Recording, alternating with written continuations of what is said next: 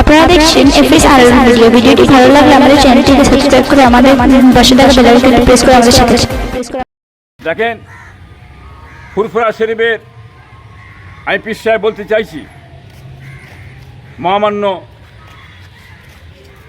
শমীন্দ্র মুখ্যমন্ত্রী সাহেবকে আমার অনুরোধ যে আজ 15 বছর তৃণমূল সরকার এসেছে, ফুরফুরা শরীফে একটা কমিটি গঠন করেছিলেন।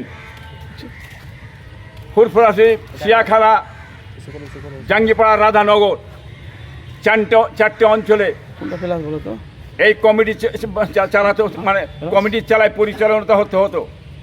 এই কমিটির ভিতরই কে কে আছে, কাদের কাদের রেখেছে, আজ অবধি আমরা কিছু জানি না, আমাদের কাছে প্রকাশ করা হয় না, সেটাকে চেপে রেখে দেওয়া হচ্ছে, অন্ধকারে রেখে দেওয়া হচ্ছে। আজ 15 বছর কোটি কোটি টাকা এই ফুরফুরা শরীফের উন্নয়নের জন্য পাঠিয়েছেন এই কমিটিদের কাছে। এই কমিটিরা টাকাটা কি করেছে, কত দুর্নীতি করেছে, কত খেয়েছে, লুট করেছে, হ্যাঁ, সেই হিসাবটা তদন্ত করে বের করা হোক এবং আইবি সিবিআইয়ের দ্বারাই এই ফুরফুরা শরীফের উন্নয়ন যে কি হয়েছে না হয়েছে তার তদন্ত করে বের করা হোক, হ্যাঁ, মানুষের সামনে নিয়ে আসা হোক।